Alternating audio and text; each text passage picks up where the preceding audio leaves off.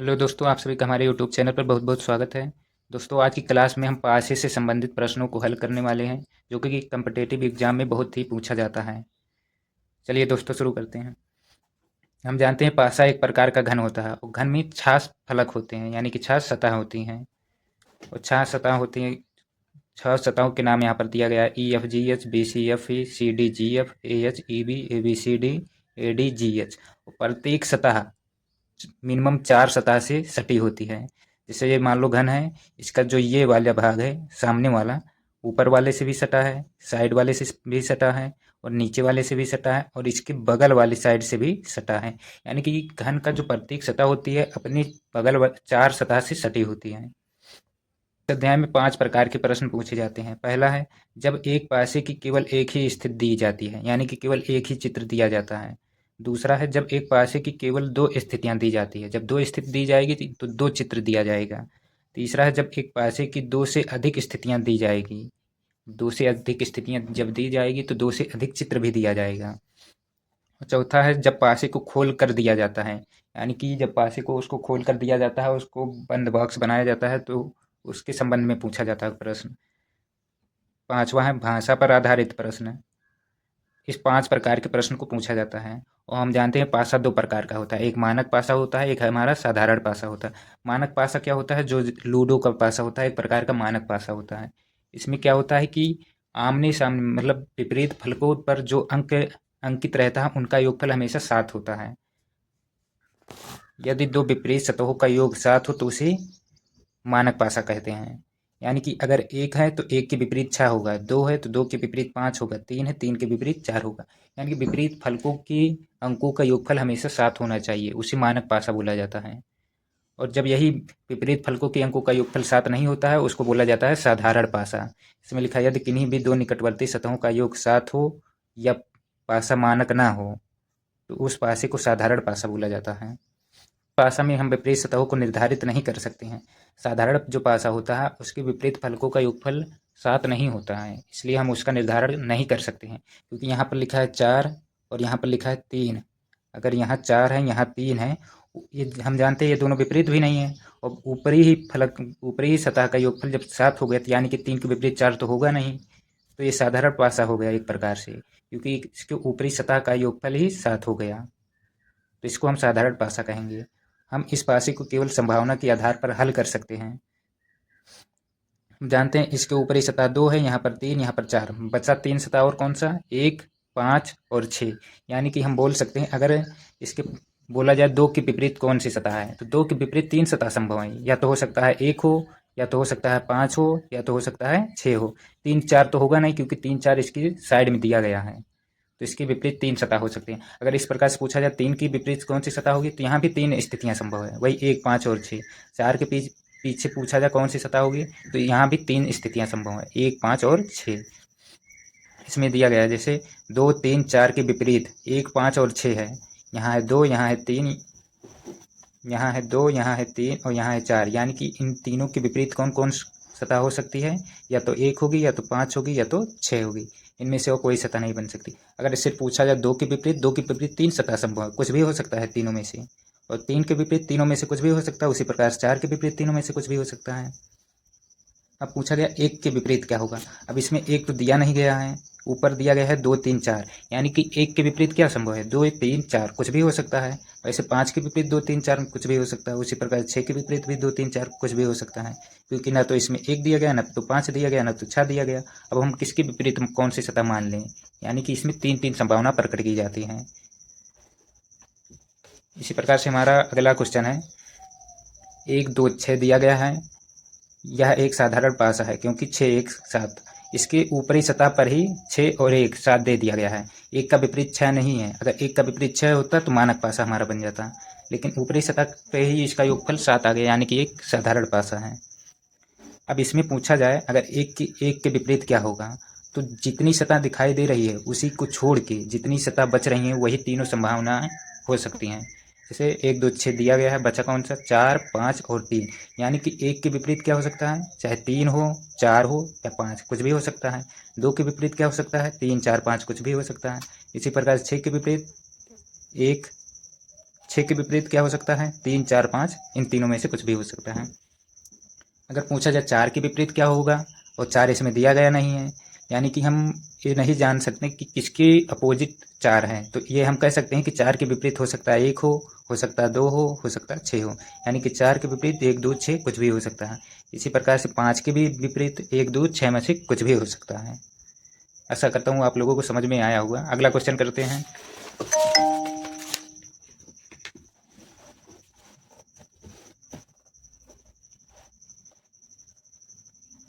अगले में हमें दिया गया है, जब एक पासे की केवल एक स्थितियां दी जाती हो, मतलब एक पासे की केवल एक ही चित्र दिया जाए, तब इस प्रकार के सवाल को हम किस प्रकार से हल करेंगे। तो पहला क्वेश्चन है हमारा, जब एक पासे की केवल एक स्थिति दी जाती है तो विपरीत सतह के बारे में पता नहीं लगा सकते। यह प्रश्न संभावना के आधार पर हल किया जाते हैं। निकटवर्ती सतहों के विपरीत छिपी हुई सतह होती है। यानी कि ऐसे प्रश्नों को केवल हम संभावना के आधार पर ही हल कर सकते हैं। यानी कि इसमें पूछा गया है 2 के विपरीत क्या होगा, 3 के विपरीत क्या होगा, 4 के विपरीत क्या होगा। अब 2 के विपरीत क्या हो सकता है? जो ऊपरी सतह पर दिया गया वो तो हो नहीं सकता। अब कौन कौन सी सतह बच रही है? 5 बच रहा, 6 बच रहा और 1 बच रहा। यानी कि 2 के विपरीत 1, 5 और 6 में से कुछ भी हो सकता है। सेम उसी प्रकार से 3 के विपरीत 1, 5 और 6 में से कुछ हो सकता है। 4 के विपरीत भी 1, 5 और 6 में से कुछ भी हो सकता है। और अगर ऐसे पूछा जाए 1 के विपरीत क्या होगा, अब 1 इसमें दिया नहीं गया है, यानी कि 1 जो है तीनों में से किसी न किसी के विपरीत है, लेकिन ये पता नहीं किसके विपरीत है। यानी कि तब ये भी हम कह सकते हैं कि 1 के विपरीत 2 हो सकता है, 3 भी हो सकता है, 4 भी हो सकता है, क्योंकि हमें कन्फर्म पता नहीं किसके विपरीत है। इसी प्रकार से हम यह भी कह सकते हैं कि 5 के विपरीत 2 भी हो सकता है, 3 भी हो सकता है, 4 भी हो सकता है। यहाँ पर साफ साफ लिखा है 5 के विपरीत 2, 3, 4 कुछ भी हो सकता है। 1 के विपरीत 2, 3, 4 कुछ भी हो सकता है। 6 के विपरीत 2, 3, 4 कुछ भी हो सकता है। 2 के विपरीत 1, 5, 6 कुछ भी हो सकता है, क्योंकि 2 दिया गया, 3 और 4 दिया गया, 1, 5, 6 दिया नहीं गया है। मतलब 2 के विपरीत हो सकता है 1 हो, 5 हो या 6 हो। इसी प्रकार सेम अगला क्वेश्चन हमारा है, इसमें दिया गया है 5, 4 और 6। अब इसके विपरीत बताना कौन कौन सा है। हमें बता सकते हैं कि 5 के विपरीत 1 हो सकता है, 2 हो सकता है, 3 हो सकता है, क्योंकि इसमें 1, 2, 3 दिया नहीं गया है। इसी प्रकार से 4 के विपरीत 1, 2, 3, इन तीनों में से कुछ भी हो सकता है। 6 के विपरीत भी 1, 2, 3 में से कुछ हो सकता है। और 1 के विपरीत पूछा जाए तो 1 इसमें दिया नहीं गया है, अब 1 पता भी नहीं है किसके विपरीत है। तो 1 के विपरीत हो सकता हो 4 हो सकता हो 5 हो सकता है 6 हो। इसका उल्टा भी पूछा जा सकता है। 2 के विपरीत हो सकता हो 4 हो, 5 हो, 6 हो। 3 के विपरीत हो सकता है 4 हो, 5 हो, 6 हो। इस प्रकार से क्वेश्चन पूछा जाता है। और इसमें हमारा केस 2 है, जब एक ही पासे की 2 स्थितियां दी गई हो, तो इस प्रकार से सवाल को हम कैसे हल करेंगे। जब एक ही पासे की 2 स्थितियां दी जाती हैं तो ऐसे प्रकार के सवाल को हम किस प्रकार से हल करेंगे। जब एक पासे की 2 स्थिति या चित्र दी जाती है तो इस प्रकार के प्रश्न पूछे जाएंगे। पहला, जब 2 स्थिति में केवल एक ही संख्या समान हो। दूसरा, जब दोनों स्थिति में केवल 2 संख्या समान हो। तीसरा, जब दोनों स्थिति में एक भी संख्या समान न हो। इस 3 प्रकार के प्रश्न पूछे जा सकते हैं। हो सकता है दोनों चित्र में एक संख्या समान हो सकता है दोनों में 2 संख्या समान हो सकता है दोनों चित्र में एक भी संख्या समान ना हो। तो इसमें 3 टाइप का क्वेश्चन बनता है केस 2 में। तो केस 2 में 3 टाइप का बनता है। अब पहला टाइप का हम हल करेंगे। प्रकार 1 है, जब दोनों स्थिति में केवल एक ही संख्या समान हो। जब दोनों स्थिति में केवल एक ही संख्या समान हो। इसमें देखिए पहला क्वेश्चन हल करते हैं।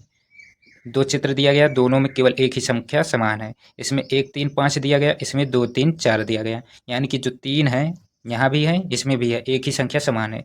तो ऐसी दशा में हम क्या करते हैं, जो सेम संख्या होगी वहाँ से हम क्लॉकवाइज या फिर एंटी क्लॉकवाइज कुछ भी चलेंगे। दोनों में से अगर एक में क्लॉकवाइज चल रहे हैं तो दूसरे में भी उसी दिशा में चलना पड़ेगा। एक में एंटी क्लॉक तो दूसरे में भी एंटी क्लॉक चलना पड़ेगा। तो इससे पता चल जाएगा कौन सी संख्या किसके विपरीत है। अगर 3 से हम इधर की तरफ चलेंगे तो 3 से हमें इसमें भी इधर की तरफ चलना पड़ेगा। इधर की तरफ 3 से चलने पर पहले 5 आया, इधर की तरफ 3 से चलने पर पहले 2 आया, यानी कि 5 के विपरीत 2 होगा।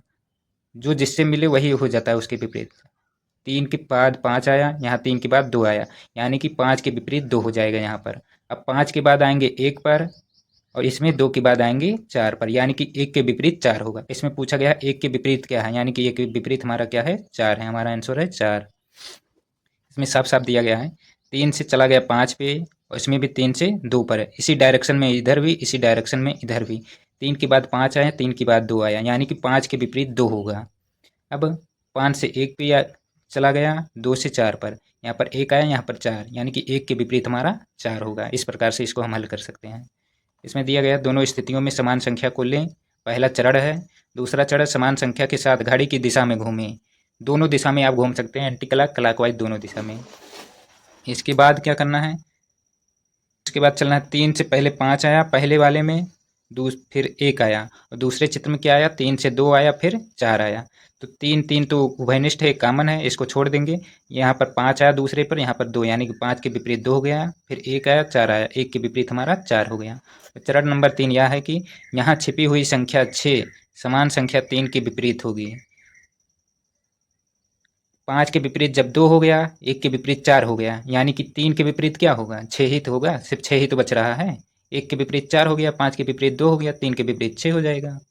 तो वही लिखा है चरण 3 में, यहाँ छिपी हुई संख्या 6 समान संख्या 3 के विपरीत होगी। इस प्रकार 3 के विपरीत, 3 6 के विपरीत है, 5 2 के विपरीत है, 1 4 के विपरीत है। लेकिन इसमें बस इतना ही पूछा गया, 1 के विपरीत क्या है, यानी कि 1 के विपरीत हमारा 4 है। आंसर ये है।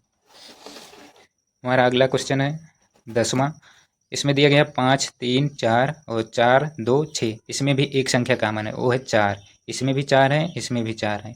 अब 4 से हम चलेंगे क्लॉकवाइज चाहे एंटी क्लॉकवाइज चलेंगे, कुछ भी चलेंगे। इसमें पूछा गया है 4 के विपरीत क्या है, और 4 के विपरीत क्या है देखेंगे। अगर 4 से हम इधर की दिशा में चलें, फिर इधर की दिशा में, तो 4 से इधर भी हमें इसी दिशा में चलना पड़ेगा, इधर भी।